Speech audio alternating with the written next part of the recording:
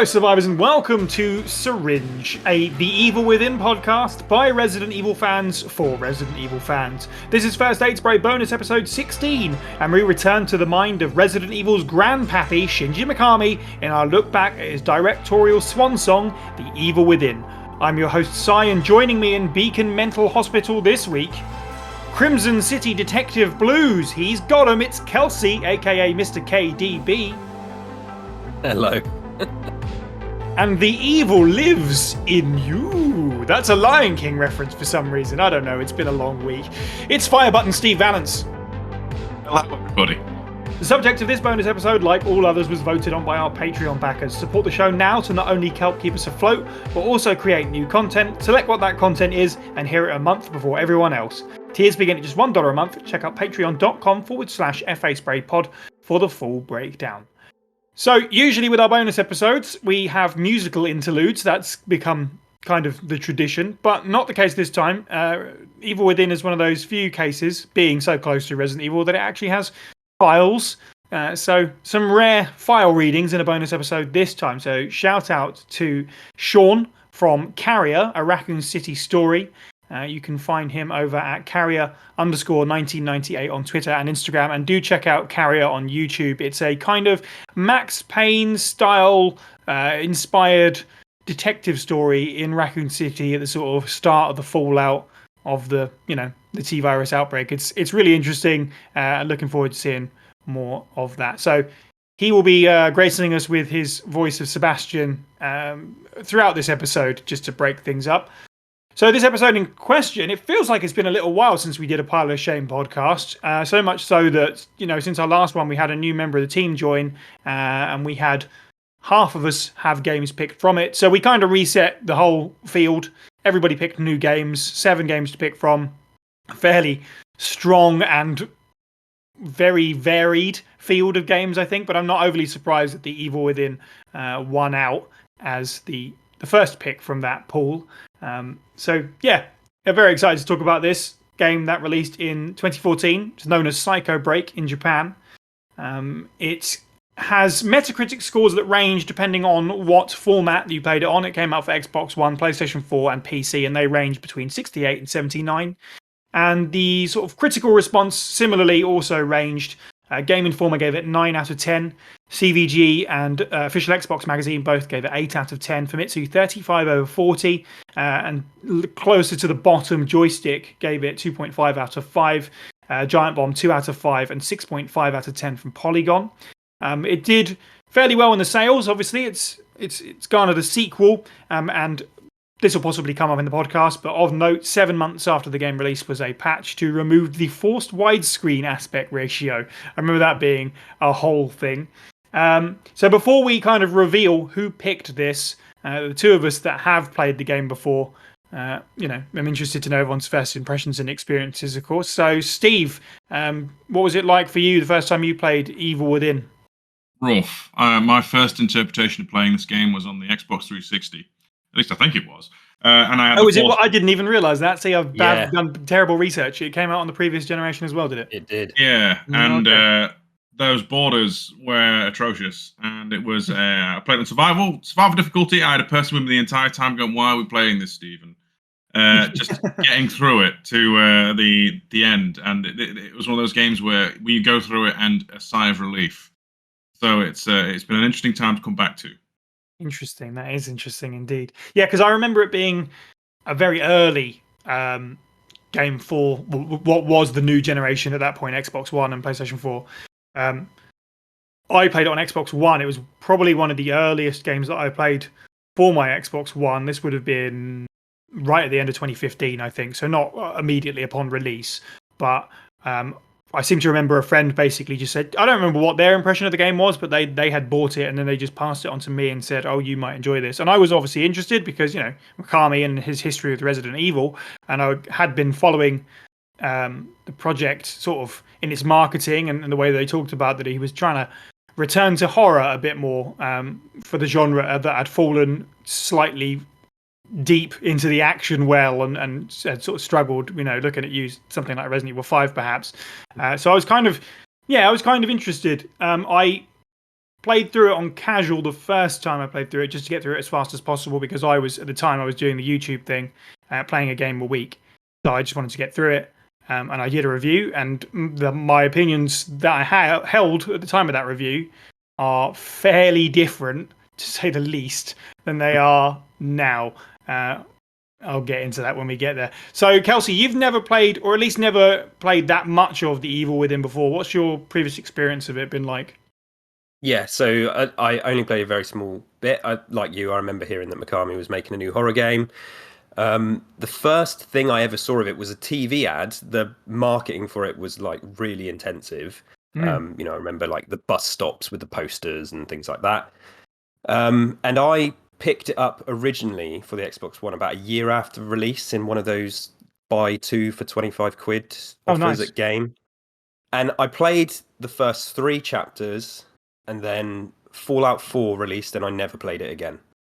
And my initial reaction was, I mean, it was intriguing. I was definitely intrigued, but I remember it feeling a bit sluggish. And those black bars, like, I'm glad you mentioned them, because that was my first thing. Like, I was lucky that I played this game when the patch had already come out, because as soon as I turned it on, I was like, well, let's get rid of them. And then it isn't until sort of reading up about the game now I realised that people had to wait like 9 months for that patch to release, Crazy, to isn't get rid it? of those black bars.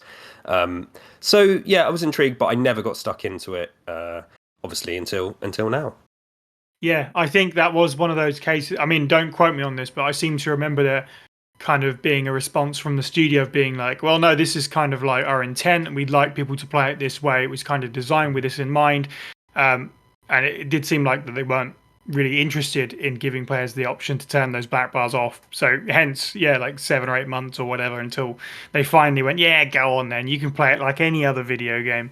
Was it not like a Digital Foundry or some other group that turned around and said these black bars aren't even saving memory; they are just like obscuring players' vision? I really wouldn't. I wouldn't have been surprised. I think it was a stylistic choice rather than Yeah.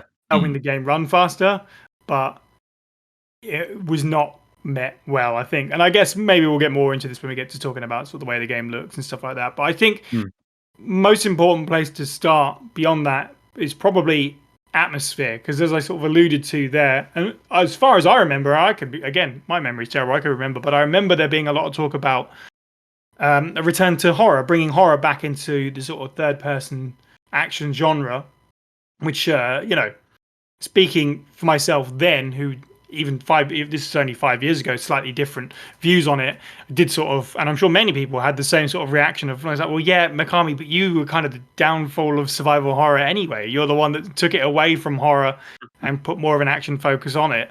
For better or for worse, whatever. But it's interesting that he was the one that sort of turned around and went, I want to make a game like that, but I really want to make horror a focus point of the whole experience. So I think atmosphere is the best place to start. Kelsey, why don't you start us off? What your general thoughts on the atmosphere of the game? Maybe sort of like the early half before we sort of get in deep. But how do you feel about the spooky wookiness of Evil Within? Did it satiate you think sort of obviously you're playing it way after the fact, but the need for horror? Sure. I mean, like I said, I remember seeing the TV adverts and the marketing campaign and it looking like a horror game and me getting excited. Obviously, I didn't pick it up till it was kind of on sale, but it was, the horror in the marketing did grab me. And then as far as it comes to the game, I mean, it's like, it's in parts, it's really solid. And then it's just kind of non-existent in others, which I'm sure we'll talk more about. And we're going to talk a lot about horror and sort of the horror or lack of in this game at certain times. But so, like, just from the beginning, the opening titles are great. Like, they're really, really good. They're very of the time. It's almost like a recreation of The Walking Dead or something like that. It sets a really nice tone, looks like a horror game, feels like a horror game. And right from the sort of get-go, a lot of effort has gone into creating something with depth and atmosphere and an interesting tone. But then, as we'll talk about, it sort of almost tries a bit too hard. And despite intentions, there's a lot of times where it comes off a bit flat. And sometimes when you're standing still, it looks great and feels very atmospheric. But then you start moving around and things get lost. So there's definitely something there with the atmosphere, and this game sits in a weird position where tries to look realistic. And we'll talk more about graphics later, but it sort of hurts the atmosphere because of the graphics. But at the start, there's lots of great stuff in the initial village section, I think, and parts of the hospital. The streets section is just completely devoid of atmosphere, and I think that section should have been cut from the game. But atmospheric and atmosphere-wise, it's a really good effort. Lots of considered choices. But the atmosphere you do kind of get to grasp on then just sort of gets blown away by a few other things. There's a few locations that I think are, as you said, really well done and memorable. The early stuff, save for the prologue, which is a whole other thing. Once you actually get your hands on controlling the game, sort of like the outside woodland area with this village in it, that's, I think, really rather well done.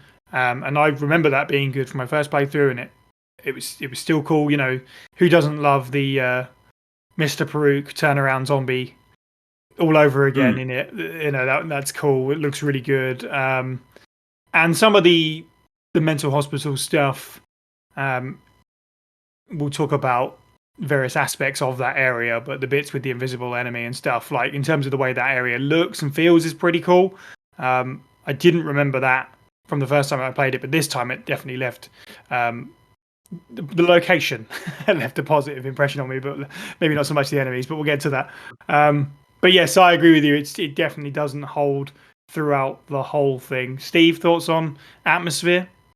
Well, it's good at setting a tone for its appropriate genre it's shifted into, because this is a game that like morphs. It goes from grindhouse to Japanese horror to, you know, Amityville, like Western style horror kind of tropes and things. But it never does anything overarchingly strong, I feel. Yeah. It feels like it's too busy trying to wear as many hats as possible. It's at its best when it's basically, you know, survival horror manhunt / tenchu, where you're trying to get through a horde of monsters because, you know, Shinji Mikami has dictated you can only have about 10 bullets, so you have to figure out a way to deal with monsters and things that way. When the atmosphere is something you're generating yourself by trying to be discreet and sneaky in these, I mean, they all fit the tone. I think the city, like my compadres here, is probably the part where it loses a lot of its luster for an atmosphere, because it's literally is just dreary streets and gunfights and one bit that's clearly been stolen from Amnesia. Just, you know, not quite in a dusty castle. Instead, it's a city street.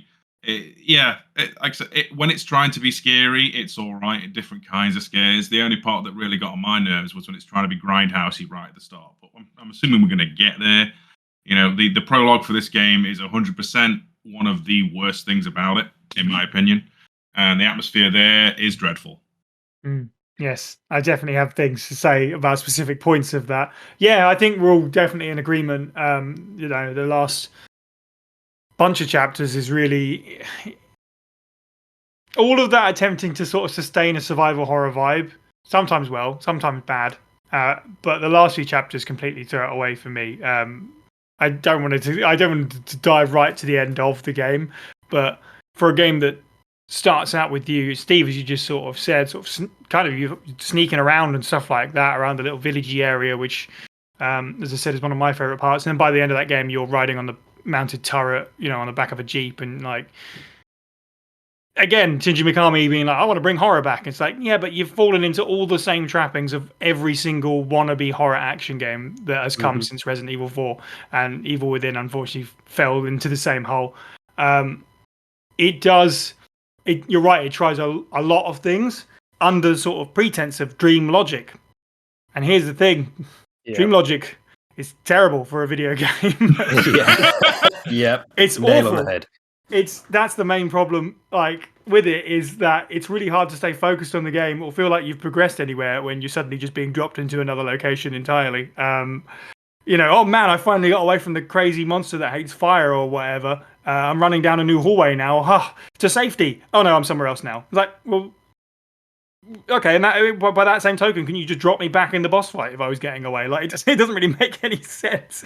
And this is right. So this is a whole other thing. Like, say what you like about the quality of a game like Resident Evil 3 Remake. A lot of complaints about the length of the game. this game is proof positive that longer isn't always necessarily better. Because if this was a neater experience and the fat was trimmed, I definitely wouldn't be coming in quite as hard as I am in the first 15 minutes, and I've got a lot more to say. So that's my big sticking point. Any more further thoughts on atmosphere?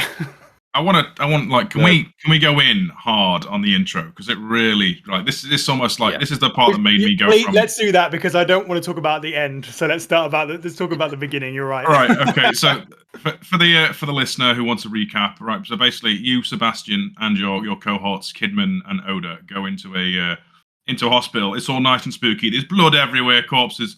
It's kind of atmospheric. You see a mad doctor who's preaching about something, and then you see something on a monitor.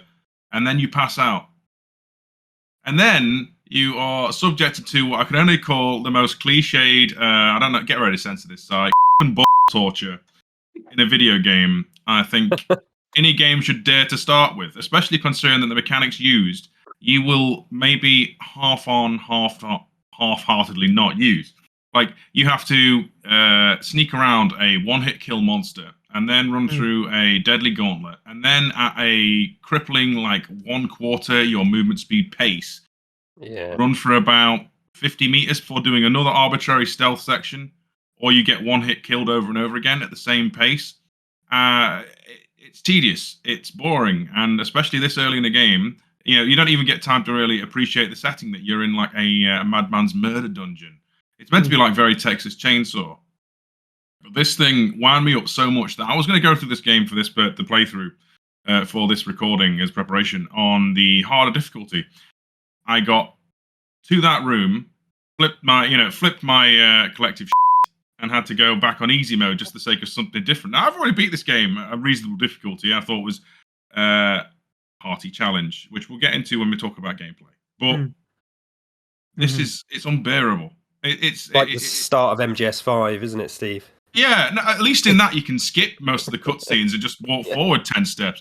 It's whoever thought this was a great idea, a great opener. This is more of a like middle of the game kind of thing where you get depowered and have to struggle, which this game also does anyway. Like, it's. I don't really. I mean, it's funny because I made the RE3 remake comparison, and obviously that game also has an opening segment which is incredibly linear, where you have to run away from Nemesis, and then even after that, really, you have to do a bunch of just go in a straight line until you get basically to the actual gameplay. Yeah, but how many times is slamming up a brick wall of death in your way whenever you make a slight misstep if you don't move? Well, exactly that. At least it's consistent. You're always moving with this, as you say. There's the really slow parts, and then there's the stealthy parts, and there's this. It just goes on too long. And the most egregious thing, and I remember thinking this the first time I did it, was it asks you to get in a locker to hide from a monster, and you're like, oh, okay, that's interesting. And then it never comes up again in the game. Like, no, don't believe anyone who tells me they use that. And maybe on more than normal difficulties you have to, but if you're playing through on normal or less, it's not a thing. In fact, in the latter half of the game, there isn't any lockers anyway, because the game just forgets that it's a thing. Like, what was the point then? It was like, it didn't really give me a taste of what this game is. It seems incredibly arbitrary. The game actually starts after the prologue. Like, one-hit death prologue is not what I'd call a fun time, especially at that pace. Yeah, there's no real narrative bones to string it together. It's just, oh yeah, you're in a murder dungeon and there's a maniac. Get out. Oh, he's also got like a torture cavern where massive giant blades come out, which is visually a spectacle. Fine, but it's gameplay wise tedious as all balls. Yes, exactly. It's just not very representative of what the rest of the game is, and I think trying to be a little bit more positive. I think it's hugely flawed and especially dated at this point. But the gameplay of the game is definitely one of the strongest parts, I think. Yes. Yeah. So to have this at the beginning it's a real shame, because it could be a huge turn off for someone that's never played the game before and plays this and goes, oh, this is not what I wanted. And they might just kind of lose all their excitement at that stage. But the game has some cool stuff to come from it. Would you argue it's a tone setter at all, though? Like, because the rest of the game is not reflective of this awful bit. Yeah, not really. Like, I can sort of understand, because it's like, oh, I'm suddenly doing all these different things and bouncing around these unimaginable giant blades in this hospital that have sprung from nowhere and stuff like that. I guess that's kind of true of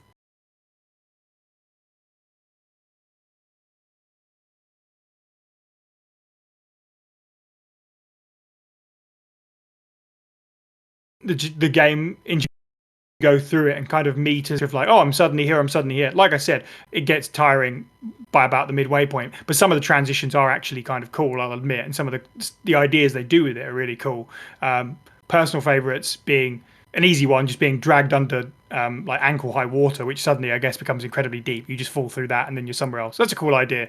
You're falling down a giant hole and then it just spins 90 degrees and you just roll into the wall. That's really cool. But this one is just, yeah, it's Go on a lift, and then you're out of there. Congratulations. yeah, it just didn't need to be here, basically. It really could have been like a minute long and then you get into the game. And there you go. And this isn't even the cool like keeper villain with the flipping safe around. No, this is just some dude with leather around his face. Not leather face, like, you know, with a face made of faces. He doesn't come back, does he, this guy? You know, He see him does. again? You kill him twice. Yeah, he does. A couple of okay. times. It's just Fair a enough. dude with straps around his head. It's like the most boring design I've ever seen on Planet Boring, covered in meat. Yeah, it's so generic.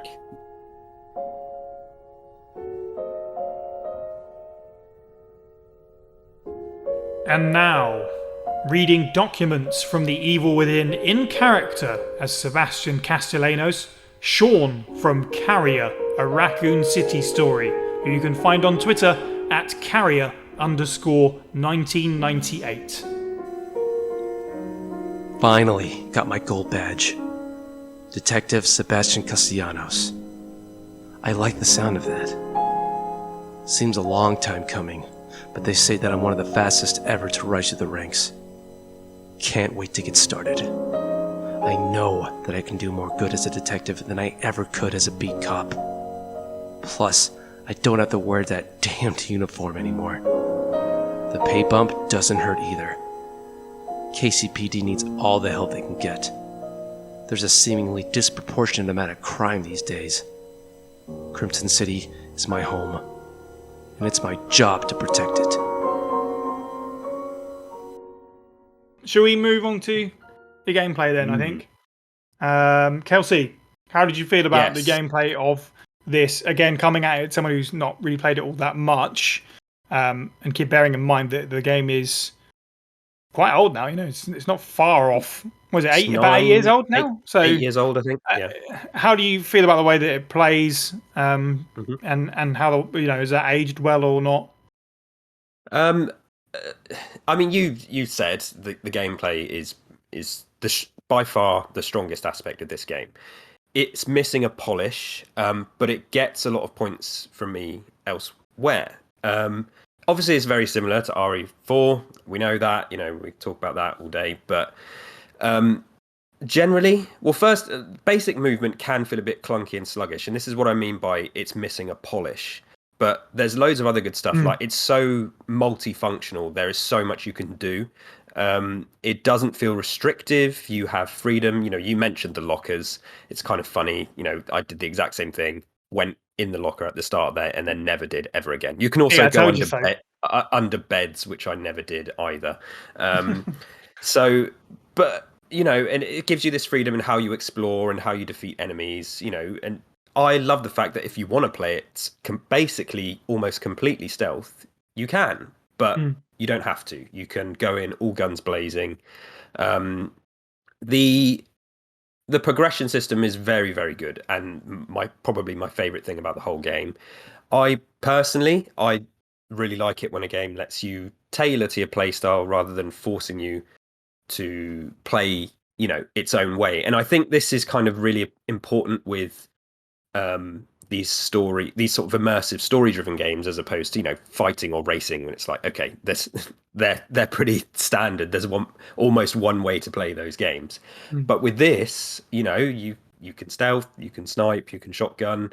It does add to the immersion, makes it feel far less linear.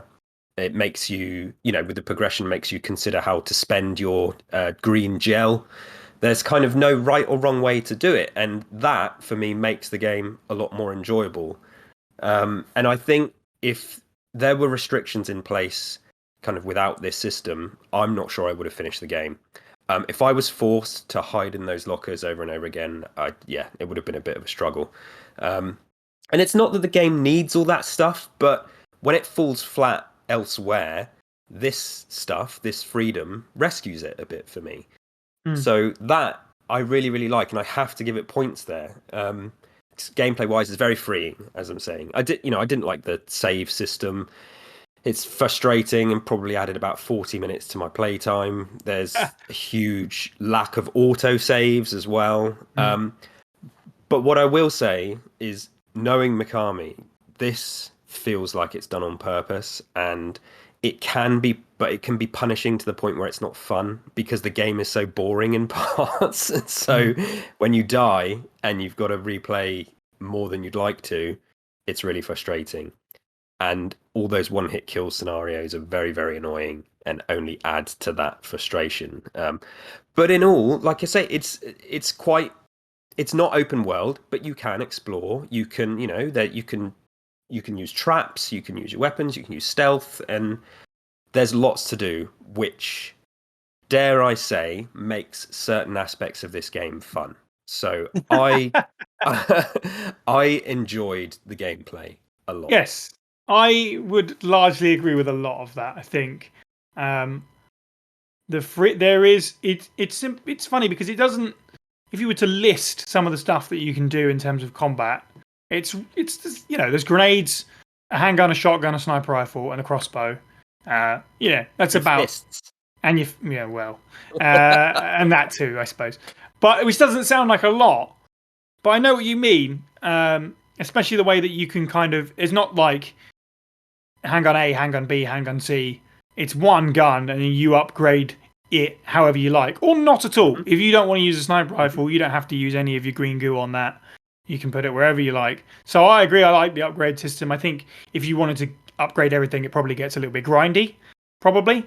But again, that's not a thing that you necessarily need to do. And if you like the game enough that you're going to play it through multiple times, then assuming there's a new game plus, which I would guess there is. Yeah, I would think so. This was the beginning of that sort of era. Then sure, you can just max out everything, and why not? That sounds like a good time. I think the crossbow is, both times I played this, is something that I looked at and went, not so sure about this. I like what I know with the mechanical, classical, traditional guns. But the crossbow is actually incredibly useful, and to a certain extent, because this is sort of harkening back to the survival horror days, I found this especially this time around when I played it on standard rather than casual. I kind of had to use everything at my disposal because I didn't really have a whole lot of everything. So there were bits where I was avoiding using the crossbow, and then was like, I haven't got any ammo. All I've got is parts to make crossbow bolts. Okay, and then you go, oh, actually, this thing's kind of awesome. So I agree. It's good fun playing with all different kinds of crossbow bolts, your electroshock, your freeze, your explodey rounds, everything like that. Sort of flashbang, so you can sneak his hack, and it's good. I generally enjoyed it. Steve, how did you feel about the sort of larger sweep of the gameplay and the combat? As an overall, I think you guys have really hit all the notes I wanted to hit. With anything I'll link is it's got a very punishing supply. A supply. There's never a point where you'll have enough, and your ammo capacities are so small that you won't be able to build up a stockpile to I can't save these for I can't save this for a rainy day, which is a positive in a way that it kind of forces you to use what you've got. The crossbow is busted. I would argue it's like there is a bolt for everything, and that's fantastic because it takes a lot of time and effort, and it's the one resource you can find in the environment to craft. I wanted to touch on the stealth a bit because the stealth can go one of two ways. Even if you're bad at stealth, this game still kind of rewards you because there's glass bottles you can use to distract the enemies and then lure them into a place to give them a shank. Or if you're a reckless maniac like myself, you use it as an opportunity to press the advantage. In which case you throw the bottle at an enemy's face and then you somehow, quote-unquote, get a stealth kill. But this game also has the ability to burn bodies. And if enemies are in a proximity, burning bodies will then lead to a chain reaction where they set on fire and then does massive damage, which means there's lots of potential there outside of just gunplay that you can melee or, use things in the environment to press your advantage as well. I think is one of its bigger strengths. The fact that, technically, oh no, I have 2 handgun bullets and a shotgun shell. F my life. But then there is a wooden axe and a bottle and a pack of matches, and all of a sudden this battle is mine. That the fact that the game gives you like strange opportunities to like think outside the box is great. And as my compatriots have said, there are different ways to play it. You can play it as an action gun maniac from the second you get that gun. You won't have much ammo for it. You might be running a lot, but you can still just shoot your way through things. It's hard though. I actually don't like the green gel progression system in this. I feel like there is too little for how much you have to spend half the time. How do I put it? Like you can invest 20,000 of your currency in getting a marginal bit of health, or you can get it for an extra second of sprint time between recharging. It feels like for how much, and that's a lot of gel. That's like a boss and a half. Yeah. It feels like you have to do an awful lot to get very little, and you have to get by. But the game does provide you with enough tools that hopefully you can find your own way through anyway, even if it is by the skin of your teeth. And then we get to the later end game where all of a sudden there is ammo in abundance everywhere, giant like weird monsters in a car park, and you're firing from a Humvee, giant amalgamated mess of a thing with a dome on its head, and it goes from being a stealth hunty action game that's a bit like a Last of Us but with a few extra steps and traps to a complete and utter flustercluck. Yes, my partner said that the final boss in this game is essentially the Heisenberg boss fight from Resident Evil Village, and she's not wrong. That's the thing. So it looks throwing cars at you. I was like, oh yeah, actually you got a point. It's just absolute nonsense. As I said, it really does completely go off a cliff, and yeah, it ruins any goodwill at that point. But there you go. Yeah. The thing that does me is you get this like gauntlet before then where you fight the monsters as you have been doing, but then it's like any thought and care and how you've built your character and how you have actually made your strategies and style goes out of the window for the sake of you shooting off of a Humvee and then firing a gun that's just been thrown in your hands like win the game. It's like that's not fun after spending all the time, and you have spent a lot of time building up your quote unquote Sebastian. I don't know, it rubs me the wrong way. That's fair. What you were saying about balance of ammo and enemies, I mean, survival horror doesn't really have any proper definition, does it? But I think that's always been one thing is sort of resource management and stuff like that, which this game does try to do. When I played it the first time on casual, I was inclined to agree. I had a great time. It was just about right where it was like, I've just got about enough to get through every time. This time around on standard, I don't know if I agree with that. I actually found it a lot more frustrating than kind of rewarding. There are, you say you can play the game all guns blazing, and you might run out of ammo, but then you just have to run away. But there are several points where, like choke points where it's like, okay, you have to kill all the enemies to progress. And then it just starts throwing loads of enemies at you. And it's like, well, I don't really have enough to make this work. That freedom suddenly gets very reduced when it's like, well, I've literally gone through everything I have. Well, exactly that. Just that's where the fun sort of died off, when it was like, I'm no longer having fun worrying about my supplies. I'm now just kind of exhausted by looking at the zeros and being like, well, I kind of feel this game, obviously, it's a horror game. It's not meant to be a power fantasy or anything like that, but it's like, well, why should I bother? I might as well just let them kill me. I say the hard mode, the standard mode in Evil Within is easily what would be comparable to most action games of its genre as hard mode, if not even tighter than that. So much so that in the sequel, it's recognized that the hardest mode availability at the start is literally equivalent to the standard difficulty of right. Okay. Very much. I think that if you want to have a fun time playing this game and just want to enjoy it as an action game or a stealth action game, you play it on casual. If you want to go in hard and prove how badass you are, that's when you go on in a difficulty above it. And the worst part is there's more punishing difficulties above standard. And that's not to belittle side's experience, because survival is no joke. Mm-hmm. That's good. That is good to know. Yeah. I mean, I played it on casual just to sort of make my perspective clear, because I had heard the game was punishing, so I was like, I haven't got time to mess around, so I played it on casual, and I ran out of ammo a few times, but it was never so much of a struggle. I always had the crossbow to go back to. Or something like that.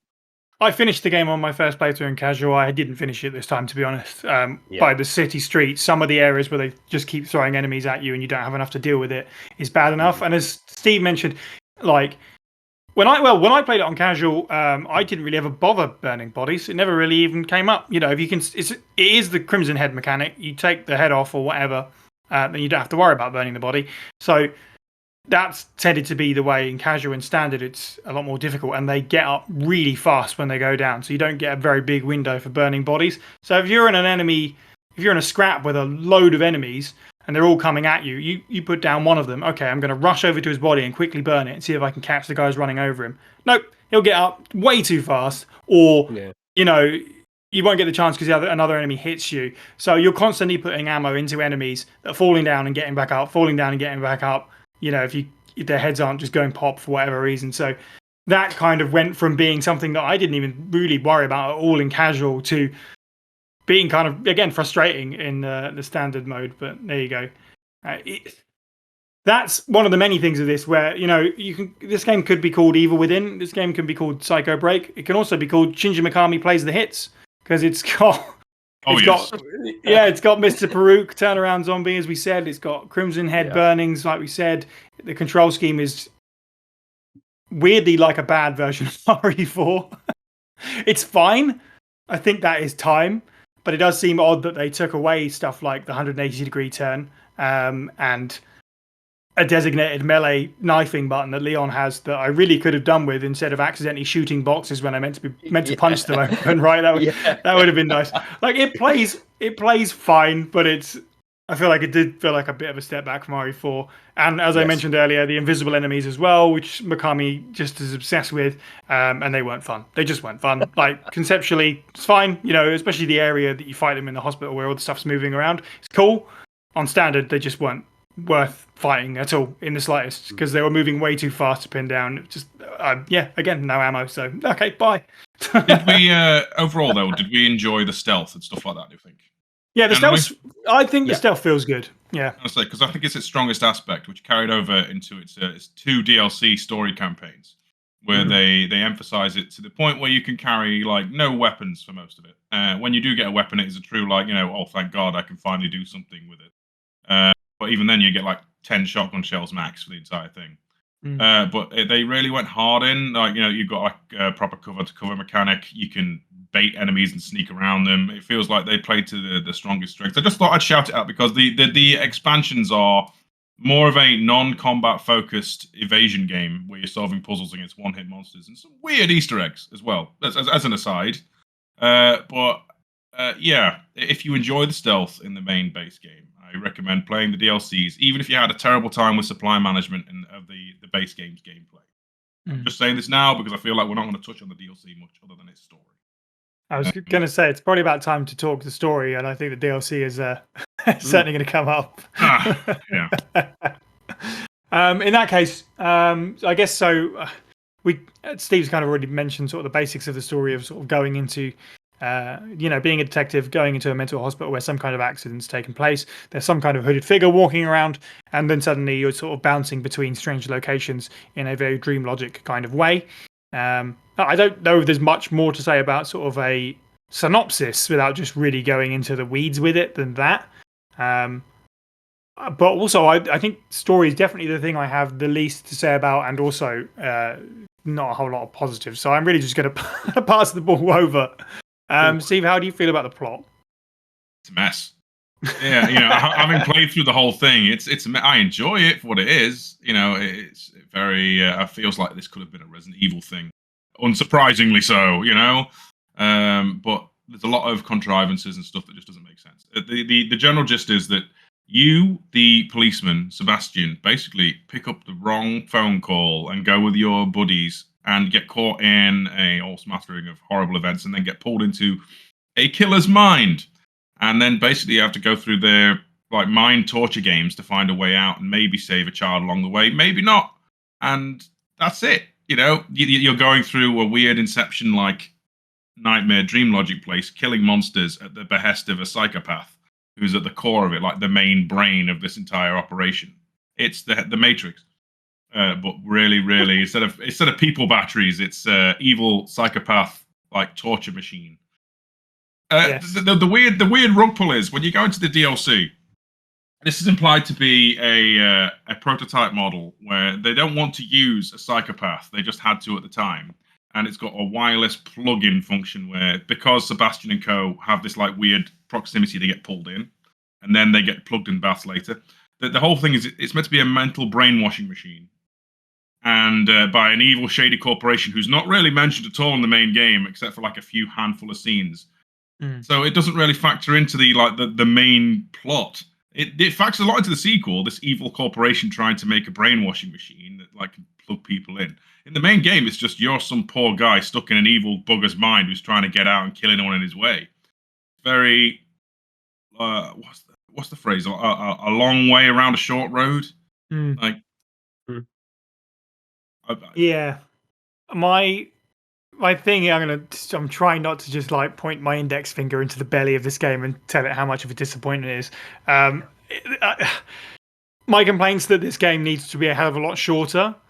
I think I would say are very, very, very valid, and also more than anything, most of that stuff that's in the DLC, just put that in the game. Why is that not in the game? Like, there's pointless stuff that doesn't actually amount to anything in the main campaign of the game.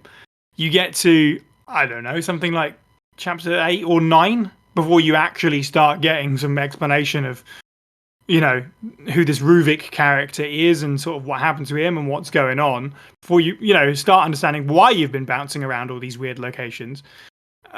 You know, cut out a bunch of that stuff beforehand, or at least, you know, truncate it down and start explaining, you know, the backstory of the machine and the corporation, like you say, Steve, which I don't really know anything about because I've never played the DLC at all. It could have been an A and a B campaign. Like, you know. I've heard good things, but they shouldn't. No, I totally agree. You don't get any exposition besides like people suffering and stuff until like halfway through, and then it's like realize, oh yeah, you're going through a maniac's mind. Like, I shouldn't be expected to play the DLC to understand the main game, I think is what I'm trying to say. No. That's a big no in Steve's book. I think it's, you know, it's fun that it's there, and I enjoy the stealth gameplay and the visuals and stuff. But the actual fact that, you know, the true context, the separate ways of the game, so to speak, is, you know, a purchase outside of the main thing is no, it is not good. It is despicable. Yeah, I think Separate Ways is a brilliant like comparison as well. In fact, because RE4 obviously fantastic. You know, you can you could play just the core game if you want and have a great time and understand the story, and then you can play Separate Ways, which just bolts on extra stuff. Whereas this is kind of like the reverse, where it's like, if you want to understand the story, just play the DLC. It won't really make a whole lot of sense, like why you're jumping from scene to scene. But that's okay because it doesn't make much sense in the core game either.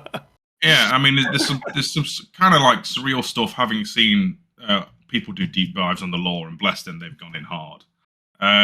You know, like from Kidman's perspective in the DLC, there's some scenes you see that are very different from how they are when you're playing as Sebastian. The point where it's the same scene, yes, but they are seeing different things and slightly different things are occurring. And even then, like what you think is a one person in one reality isn't necessarily another person in another person's reality. It's a nice little mind-bending trip from that perspective. But it's just it's weird. It feels like it's a lot of it is setting up for the sequel, I'm guessing. But the fact, which is fine because the sequel, like spoilers, you know, I know most folks aren't going to play it, is better. Narratively less of a mess, and the gameplay is just generally all the good bits of the first one. You know, 2 thumbs up.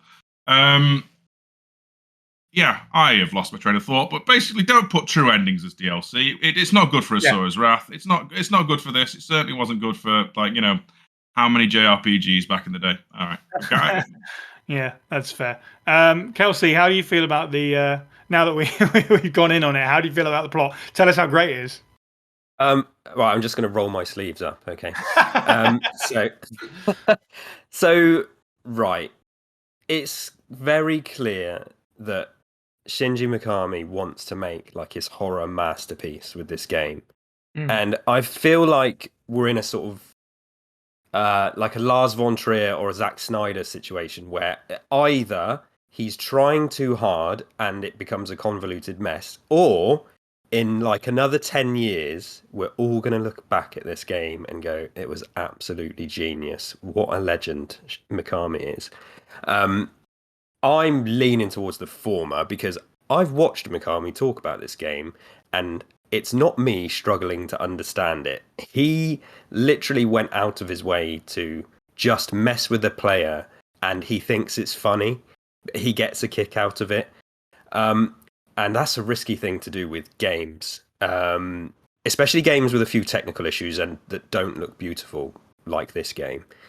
The story pulls on so many tropes and threads from horror, and he tries to build something original, but it does just become so convoluted. I'll get to the ending stuff, but so I will say the idea of this heartbroken brother turning madman and then working his life, to be with his sister, incestuous or not, whatever. It's tangible. Like, that makes perfect sense. We've all got friends or siblings that we bond with. We can kind of emphasize with that. Also, I just wanted to just jump in and say, sort of like the scenes where you see his history with his sister and how she died and stuff, I thought were some of the strongest parts of the story. Yes. Like, the way that comes across is really cool. But sorry, go on. Yep. Yeah, and we'll talk more about Ruvik as well. But like here, all the extra stuff that's tacked on top, which, like we've said, or like you've both said, you only get a small part in the main game, and then I've only subsequently discovered, because I've watched a YouTube video about it, with Mobius and Kidman and the conspiracy. This is where it becomes messy and less interesting, and the fact that it has one of the most boring protagonists at the center of it just doesn't help any of that. So there's all this backstory that it hints at, which it doesn't give you, the sort of stuff to hang on to, apart from that stuff with Ruvik. And I think the story takes far too long to reveal its hand. There's a difference between a good twist ending and one that drags out for the whole thing. And so this game is like, if you were sitting through the entire Lord of the Rings trilogy, without them explaining what the ring is, but you keep seeing it over and over and over, and that would be a struggle. Those films can be a struggle for some people anyway, but that's what it is. There's all this stuff going on. It's dragging out the brain stuff. It's all in your mind. It drags it out longer than it needs to, which just makes it become a slog. And the only thing I could kind of hang on to was the stuff with Ruvik. It draws from loads of movies like Hellraiser, Texas Chainsaw Massacre, House on Haunted Hill, Nightmare on Elm Street, The Ring, and The Grudge. All this dream horror-like stuff, which in principle is good, but again, it's like less of a smorgasbord and more like a fridge with gone-off bits of food in it. It's just like, it just doesn't have anything that's really, really tasty. And then the ending, like I said, the twist ending I mentioned, and then I think you've covered all the stuff about the DLC. I completely agree. Like, having to play that, and I'd mentioned some of this stuff in my notes about Kidman, like having to play the DLC to get all that is kind of criminal. But even with the convoluted story, the characters could have maybe saved it. But the main one, as I've said, is lacking personality. So is Kidman, and it doesn't help sell the whole thing. There's parts that are really boring, and it's just kind of a slog to care. And so, as I've said at the start, this is Mikami trying to make a horror masterpiece, a horror epic, and it's just a huge mess as far as I'm concerned. There was 3, maybe 4 characters I gave a damn about in this game. I'm gonna be honest, just cards on the table. Like Ruvik, obviously main villain, has the most backstory, is like, crazy, creepy, has a honestly kind of catching, disturbing design to them. Sure. Leslie, I kind of like the fact that there's some poor kid mental patient you're trying to save, and they strangely know but don't know and can affect the reality themselves around them. Oda is the best sidekick I think I've ever seen. In despite the fact that they have backstabbed you twice, you still trust them, and then you have to fight them as a boss in one of the DLCs, but they still come back to life anyway. But it's Yuri Lowenthal, so we love them anyway. And then depending on how you look at it, the Dr. Jimenez, they come across as like stern and normal, but then you realize, it's actually all your fault. Ruvik's evil. He's the core of this thing, but you put him there. I kind of like that. It's like if Birkin had to deal with Lisa Trevor as a human. Yeah. You've actually hit on something that you may have answered a question that I was going to ask, basically, it's Joseph, right? That's his first name? Agent Oda or whatever. Joseph Oda, yeah. So he has a whole storyline where he may or may not be infected, and he kind of sort of starts having weird flashes of, urges for violence and stuff like that. So, is there a resolution to that in the DLC? Because you just said, there's a boss fight. So I didn't know. In the DLC, it's actually set midway through the game when Sebastian and him are separated. They have a confrontation where he's basically being puppeted by Ruvik, but sort of knows and doesn't know what's going on. His fate is still up in the air and is sort of hinted at. Okay. His fate is up in the air, but he's known to be alive as of the end of the DLC and the sequel. Okay. Well, I think they've brushed him under the rug. Yes.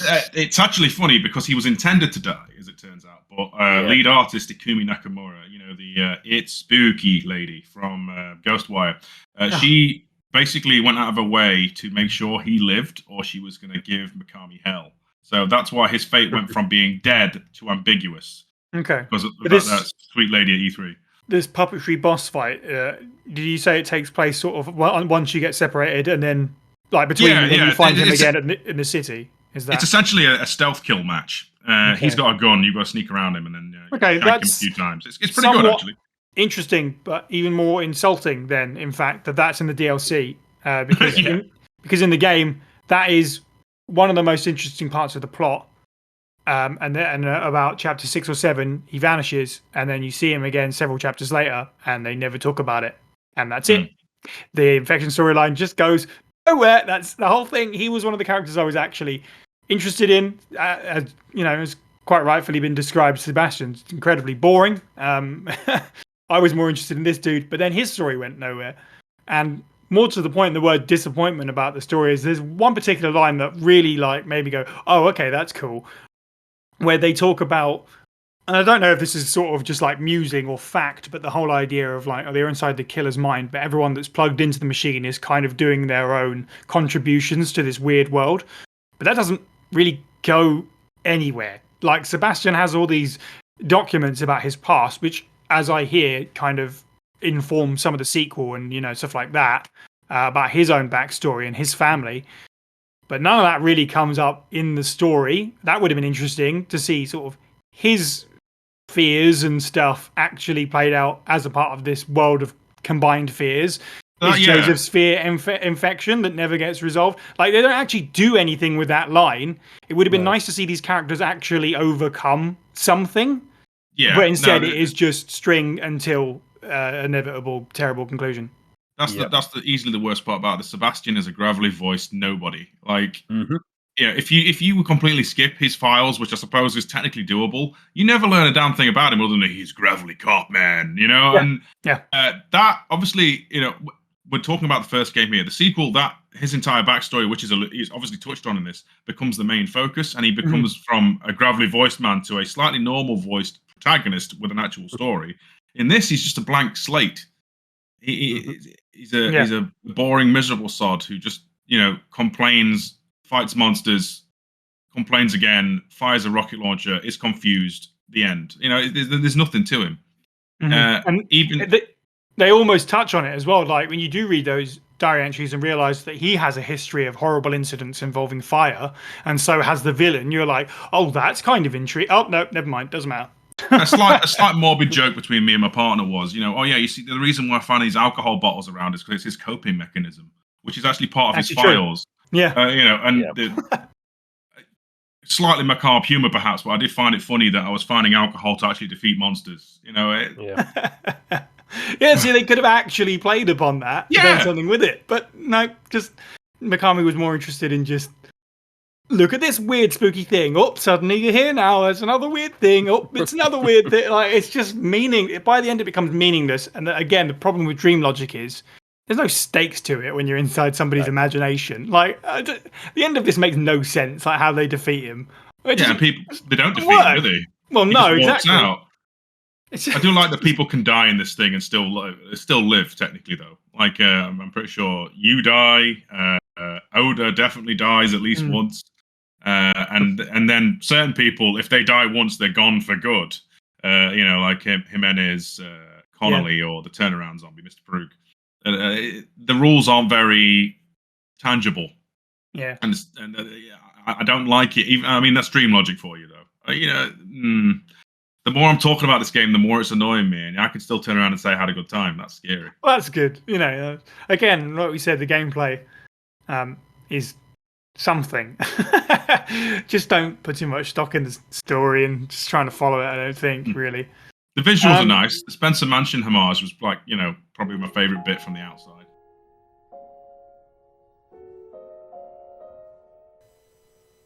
I've watched friends and colleagues die before. Part of the job that I've taken. And it's never easy. But nothing can compare to losing your own child. I'd die a million times over to prevent it, but I can't. I felt so helpless when they lowered that tiny coffin into the ground. The pain is unbearable. I know I shouldn't, but drinking is the only thing that's let me sleep for the last few weeks. I'm worried about Myra. This has been extremely hard on her, and her way of handling it has been unnerving.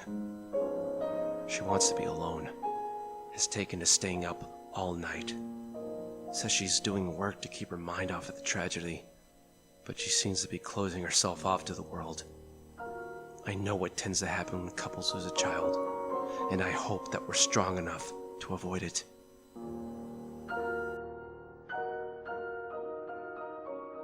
Okay, so before we talk about graphics and stuff, Kelsey, I'm going to pass it over to you. Any thoughts? We've talked a little bit about characters, but any thoughts on the cast of Evil Within?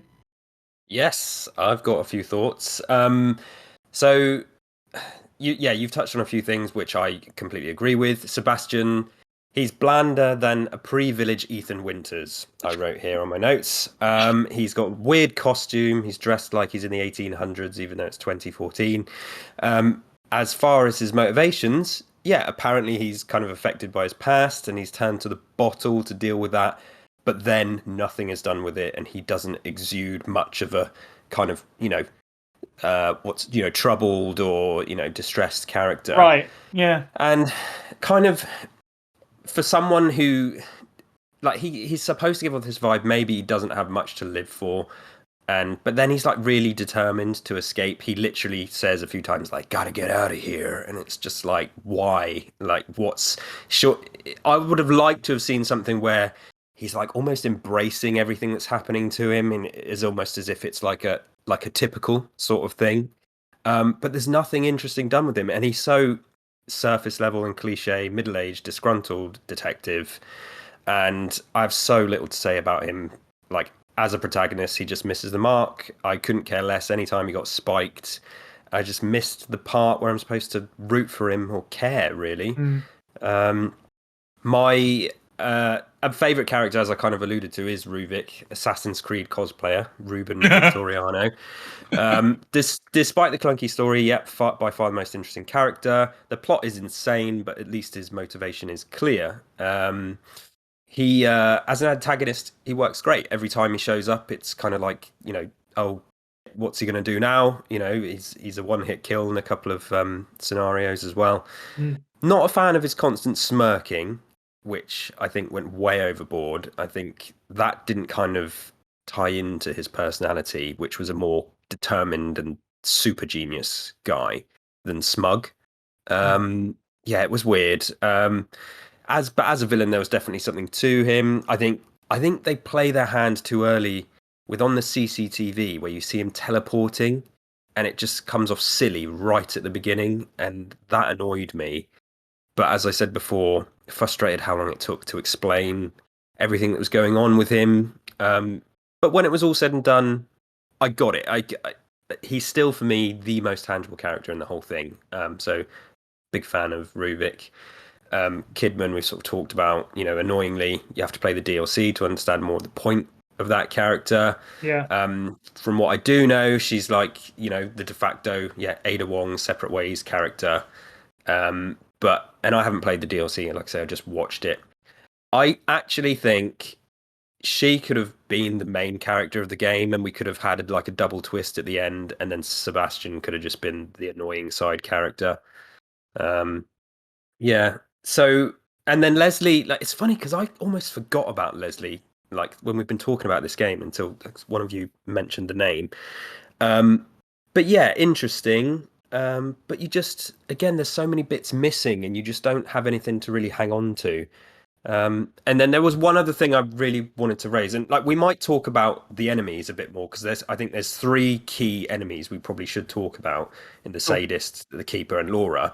But as for this main cast, so the acting is so lazy, and I don't want to say they're bad actors because I don't think that's the case, especially with Jackie O. Haley, who plays Ruvik, who's like an absolute legend of an actor. But I watched some footage of the actors, and they're so subdued in their performances, and it lacks a lot of energy. And this is Anson Mount and Jennifer Carpenter's first and only ever video games. So they play Seb and Kidman, and they're both fairly prolific TV actors. Wait. Sorry, Dexter's sister, yeah. Is Anson Mount Sebastian? Is that what you're about to tell me? Yeah, I didn't even realise that. Yep, What? that's Sebastian. Yep. And so these are like three really prolific TV and movie actors that have been cast as this core three, and they've never done video games before. Just fact check on that. Jackie has actually done some video work for like a small Watchmen video game tie-in that he did, but nothing like this caliber. And I think what we had here is Mikami wanting to make this movie level video game. You know, like I say, his masterpiece is epic. But then sometimes when movie and video game worlds collide, the results are a bit messy. And it reminds me of when Kojima cast Kiefer Sutherland in place of David Hayter, which is probably the biggest mistake of his career. Kiefer Sutherland is not a bad actor, but he's not a video game voiceover actor. And you watch the footage of these guys making this game, and it's almost like they're not taking it seriously. And I think they should have found voice actors who had done some more video games because, yeah, personality does not shine through, particularly with Seb and Kidman, as far as I'm concerned. You've blown my mind. I had no idea. That makes it even worse. Because you're right. Sorry.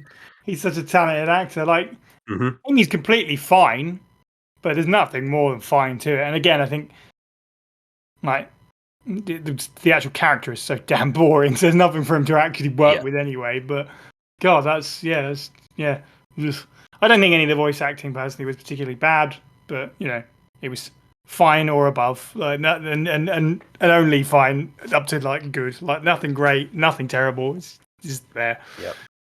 Actually, to that end, then you said creature design. Let's talk about that because I hadn't really just thought about that too much. Sorry, just quickly, because obviously the enemies are a huge part of this game, and you know we could talk like the haunted / zombies. You know, that's what they are. But I think particularly, so the Sadist he's the Texas Chainsaw Massacre dude.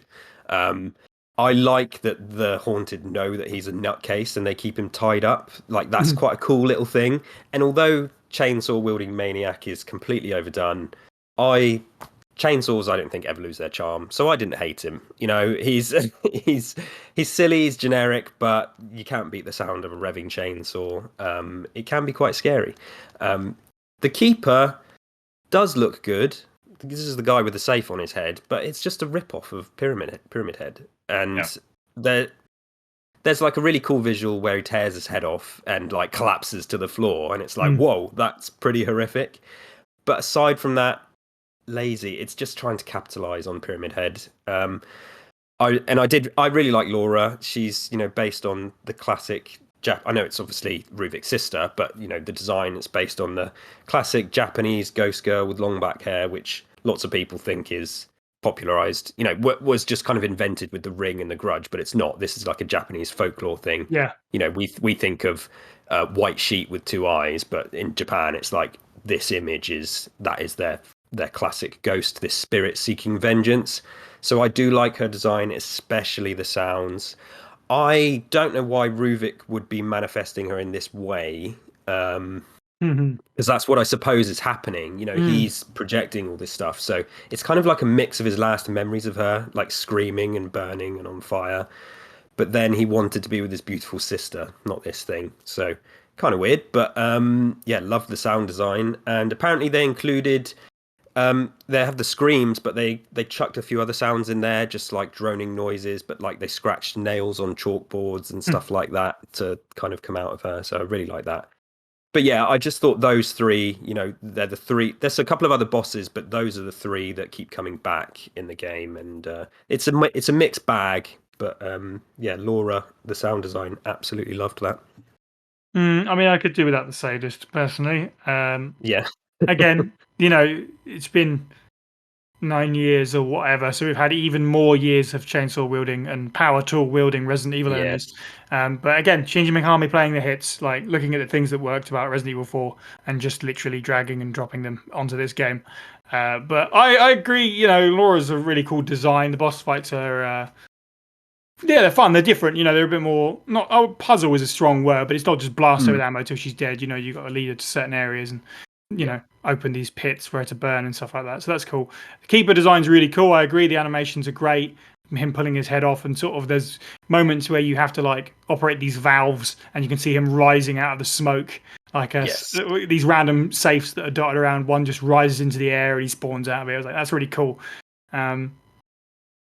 The resolution of his character, I felt like there could have been something a little bit bigger, but maybe it's kind of cool in its creepy sort of downplayed way. I'm not sure, but other than that, nothing else really stands out for me. To be honest, I didn't even realize they were called the Haunted. I just was like, oh, they're zombie-like guys. But yeah. Well, Steve, thoughts on the overall creature design? Any standouts for better or worse? Literally Laura and the Keeper. I like that in the model view. It gives you a little bit of background lore for them. The Keeper is meant to be Ruvik's need for keeping secrets and revenge for those who take them. That's cool. Okay. Laura is literally both his anger at losing Laura, his love for Laura, and his will to see her alive again made into some kind of abomination thing. The sadist is meant to be some serial killer who got plugged in and then got brainwashed with his rage. So there's not much to it. Yeah, so an excuse for a chainsaw. Someone played RE4 once and then died in STEM. That's what it could have been. It might as well have been. The Haunted are also just people who've either died in STEM or been taken over by Ruvik. There's not really much to them. Yeah. But no, I like the Silent Hill methodology. Well, Silent Hill 1, one's got like Alyssa's demons, and then like 2 and 3 are based around the player characters. I love the fact that there is actually a tangible reason why they're like this. There's only one we don't know about really, and that's the DLC monster Shade, which is the one that stalks Kidman. Which, if you look at it from one perspective, I've seen a few people have a crack at it, and it might be Ruvik's interpretation of Kidman, because it's like a lady wearing heels with a flashlight versus a giant monster with legs and heels and a flashlight for a head. Which is it's messed up, but I kind of like it. The designs themselves, the actual like the big baddies, not so much the generic zombie types, but they have a lot of effort into them. I would argue they are what sell the game for me, because they obviously are a big feature of the gameplay. As for which one is the top of the bunch, it's got to be Laura, because they have the most gratuitous death scene in any video game I think I've played in a good decade, where they literally pound your face into mush and then lick your neck. It's messed up. It'd be great if it didn't happen about 15 times in the one boss fight, but other than that, definitely stays with you. And the haunted ghost girl aesthetic obviously helps. The fact she's crawling through corpses, crawls on the ceiling, looks at you like you're about to get your face smashed in. Oops, we've died twice in the same paragraph. Okay. Yeah, that's. I agree. That sort of neatly brings us in the direction of sort of the overall look of the game and stuff. And I think whilst we're actually being positive, which is nice, the gore in this game is great. It's almost cartoonishly over the top. The way that Sebastian can literally just fall apart into bits when he's hit by certain, like chainsaw and stuff like that. Full on spraying decaps, and even we've mentioned it a few times, but the turnaround zombie getting a full uncensored version like it was meant to have way back in Resident Evil, with all the power of 2014 at the time. It looks good. I like the death sequences. They're good fun. They're memorable, regardless of how over the top, whether you think that's good or bad, and maybe they hinge on dark humor in how silly they are. But I definitely thought they were memorable. Yeah, they have that like school of thought of like Dead Space. And yes, yeah, totally. That's a great comparison. and I would dare say, like, any game where you can be put into a danger state, not unlike Resident Evil, most enemies have a distinct kill animation. Sure. It's that macabre bit of messed up voyeurism, but like, I wonder how many different ways Sebastian can die to this one guy with a hatchet. Oh, it turns out about 5 or 6. Oh my goodness, you really went to town. They put a lot of effort and a lot of thought into them. I think that the designs themselves, when they're not being just like, here's gore and gratuity, as in the environments and things, and the actual monsters themselves and the way they move, I think do generally look fantastic. I think they know how to frame a shot. I'm not saying he's the Ridley Scott of video games, but it boils down to the fact that there is a draining amount of strain on the player when they want to take away their resources, when they want to have a story that's convoluted and messy. But when you pull it apart and look at the individual aspects, there's a lot of strong things in the Evil Within. As we've already said. I feel like I'm rambling, so I'm going to pass the book on to somebody else. No, I agree. Obviously, again, 9 years old, so it doesn't look completely spick and span, but I think that it's aged fairly decently considering, and it's on a PS4 this time, and I played it on Xbox One previously. Either way, as we said at the beginning, sort of early life for that generation. Sometimes those first sort of year, maybe 2 of games on a new generation get looked back at as kind of like a little bit shaky before they figured out, how exactly to get the best out of that console. But I think, it looks solid. It's good. Lighting is a highlight, I thought. Obviously quite important in horror, which is obviously good because you could then hide sort of things that don't look as nice in the darkness and point you where you need to be looking. So, that's good. It does have a few issues with texture pop-ins. Always did. Still, literally, memorably so. I even remember specific scenes where it pops in. And yeah, it's still the same. It wasn't overly distracting because I'm highly aware that it's, an old game from that era. So yeah, graphically, completely fine with it, really. Nothing took me out of the game particularly. Music-wise, same with the voice acting, really don't have a whole lot to say. It serves a purpose, I suppose. I don't remember any of it, couldn't hum you a single part of it. It's the classical music in the save room. That's probably about it. Aside from Claire de Lune, which obviously isn't written for Evil Within, which I think is a fantastic choice of a piece of music. It's obviously a wonderful piece of music. So it's now when I hear it, I think of this game, whether I want to or not. But I think it's worked quite well. Kelsey, I agree with you. Perhaps that walking around the save room, conceptually, it's a cool idea to walk around that little sort of reception area, but it adds up a lot of extra time by the end of the game. But I do like the idea of this sort of like, despite all my complaints about the dream logic, with this sort of little area in nothingness, sort of in the ether where you can go to be safe, and you can sort of hear this music if you're getting close to one of the mirrors that you can peer into that takes you there. So it's like a calling card of the save room. Before you're even in it, you can hear the music and you're like, I can go over there and finally save this damn game. So that worked to great effect to me, but the rest of the music couldn't really tell you anything about it. Kelsey, how do you feel about it? I know you had some things to say about the graphics. Yeah, I was gritting my teeth, to be honest, through all of that. Go on. So to be fair, like I've said this already. When there's plenty of times in this game where if you stand still, it looks really nice, and you can see the environments. The framing of the environments, like Steve said, is really nice. There's some nice atmosphere. The lighting isn't terrible and all that, but it's a game. You're very rarely stood still, and for me, the graphics are a bit of a missed mark on this. And I think this is a case of aiming really high. Mikami said he wanted this to look realistic and not stylized, and so with all this trippy stuff that happens in the game, like, this has got to look good or it's going to fall apart. And this came out in the first year of the Xbox One, but it is an Xbox 360 game. Like, it is. And it was made, it was in development for a fair bit of time. It was made basically using Xbox 360 technology. For me, graphically, stepping away from sort of the whole thing, graphics don't make a game. We know that, but this game falls apart in other places as well. And so visually and graphically, for me, there's a lot of aliasing on the edges, which makes it look unpolished. It's at times either just too dark or too light, with not enough in between for me, which doesn't help that atmosphere. Again, that city street sequence just cut that. I don't know how that made it into the game. It's so bad and ugly. Really not a fan.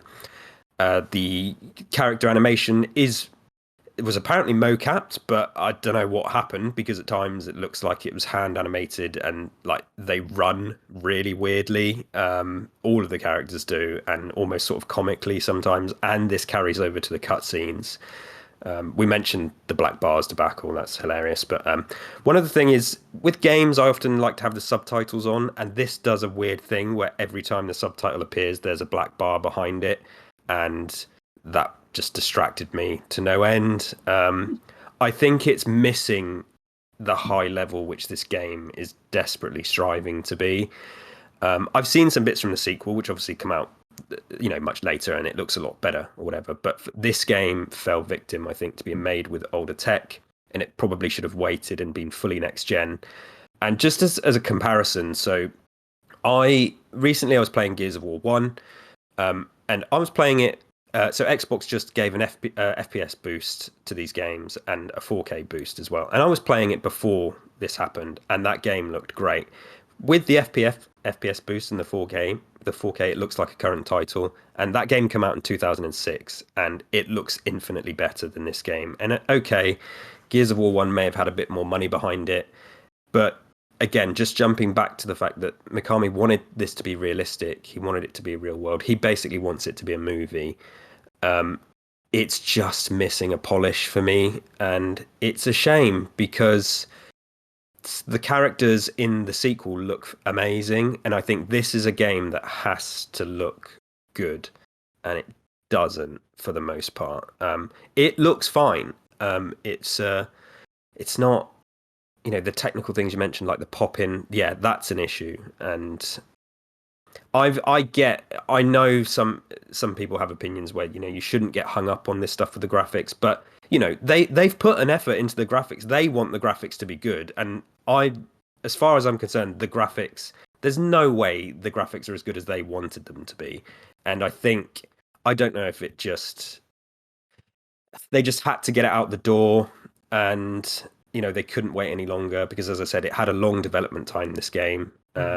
So it's missing that polish for me, and stood still. Some of it looks fantastic. Once you're actually playing the game, it feels like a average Xbox 360 game for me. That's fair. Sorry, it's just that our views on graphics are obviously, we talked about this before, very different. So sure. That's completely fair. I'm always interested to hear the other side of the argument. I think it may be a case of hardware, because obviously on PC and stuff, it's not quite as.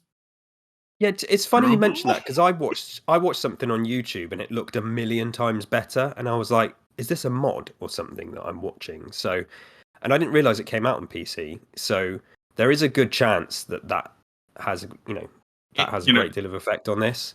It's likely that because it's running on IdTech 5, which is Wolfenstein and Rage's engine. Mm-hmm. And it being predominantly a FPS game, normally made for PC, I would say that it's probably been hobbled for consoles, which may be why it's dampened your experience a fair bit, at least in that regard. Particularly interesting because, as I said right at the beginning, the game has different scores depending on what version you played, and the PC is the lowest score of the three. So that's interesting. Really? Yeah. Okay. Forget everything I just said the past 10 seconds. I don't know what I saw on YouTube, but it looked so much better. So I don't know what happened there. But and I will say, like, bad graphics don't. I love games with bad graphics, trust me. But we're covering all aspects of the game here, and I try to, there's games I'll play that have terrible graphics that I absolutely love and think are amazing, but it falls down in other places, like I've said, with the story and the performances, and it's like, on top of that, it doesn't look that nice either. So it's just like one thing after another. Music, like you mentioned, is so incidental and almost non-existent. I also watched a video of the composer talking about this, and I swear to you, he literally said, "We don't want the music to be noticeable in this game," and it's like, right, okay, well, you achieved that goal. So interesting choice for me. Sure. But yeah, It's kind of my feelings on the look and sound of it, really. I'm just picturing hiring the composer now. Right, mate, I want you to come in and I want you to not excel at anything. I want you to do the most bog standard job you can do. All right, Gov, no problem. Yeah. Well, okay. Steve, what do you think of the soundtrack and the visuals? Yeah, besides Claire de Lune, like I remember maybe one cool little bassy number towards the end of the game when you're going through the hospital again, but otherwise it's like, visuals. Yeah, I actually don't mind them. I think the motion blur is probably what's doing most people, but I'm fine with it. I when it's not just the over the top gore, like when you're walking on grey matter or something, then it just seems like a bit cliched, like I'm playing a Quake level or whatever. When it's like an environment that's twisting around and going a bit, the famous artist with the weird paintings that saw staircases. That's MC Escher. Yeah, when it's going a bit Escher-esque. That's what I wanted to say. That's when I really enjoy the architecture and stuff, and design and visuals. Which is actually, again, I can't believe I've said this. I'm not trying to, but the sequel, sequel's better, guys. Just say, it's okay. It's fine. This is a strange situation where the Evil Within is fine. Is probably my overall catch-all. That's fair. Okay.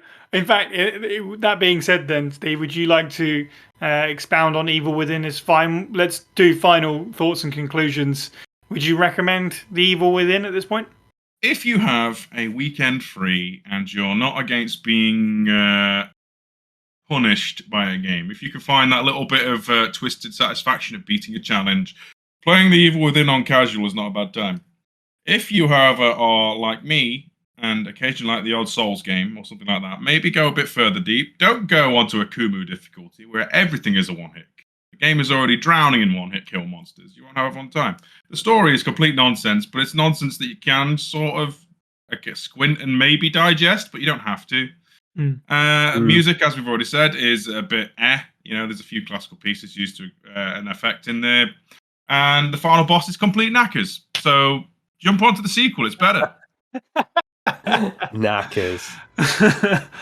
Yeah, I think I was interested to play this again after 5 years or whatever, because as I said, I remember enjoying it more than I did, definitely. And I'm glad we had this discussion, because I felt like I was going to come in and absolutely rip the thing to shreds, and I've been kinder than I thought I was going to be honest. God, I think no. I think no. Don't play it. It's not worth it. The problem is, it's not without merit by any mean at all. There's some cool parts in there sprinkled in, but the thing, the game's, maybe this is just me, but the game's like 15 hours long, and it needs to be something like 7.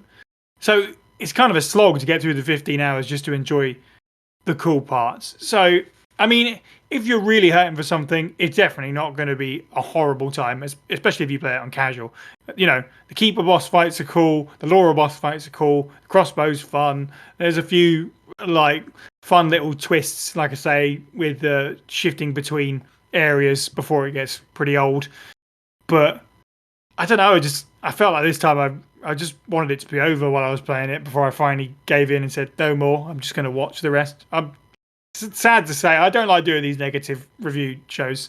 But yeah, didn't enjoy it this time, and I don't think I'll play it again. I'm curious about the sequel, definitely, but I don't see myself ever playing this again now. That's it for me.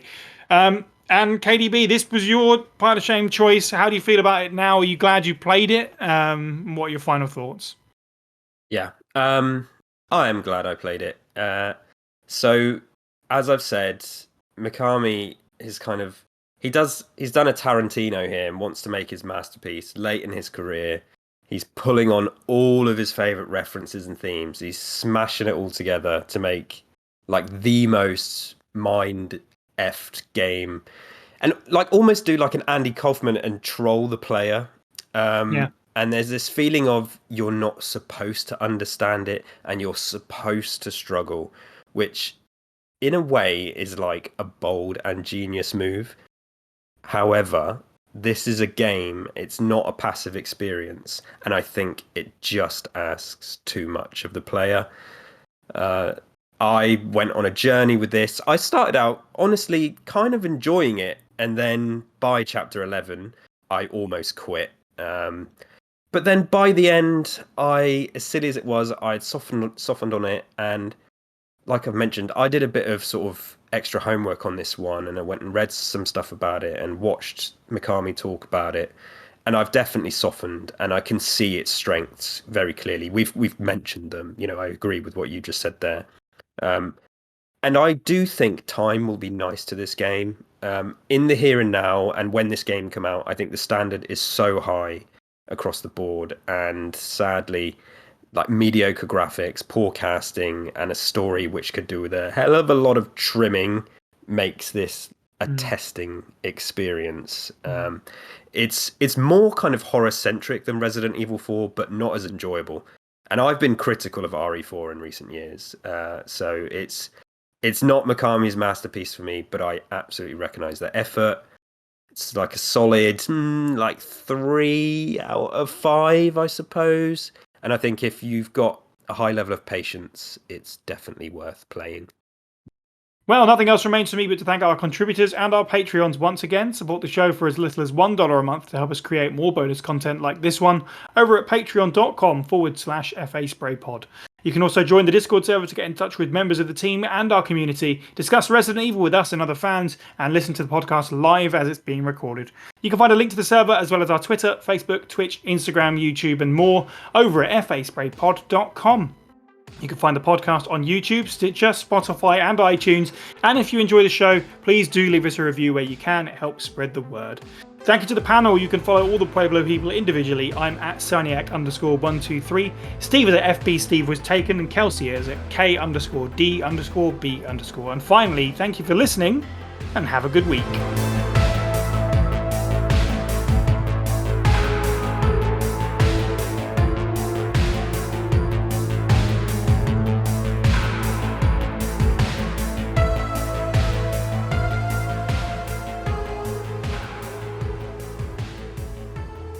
So, Losing my marbles, I think.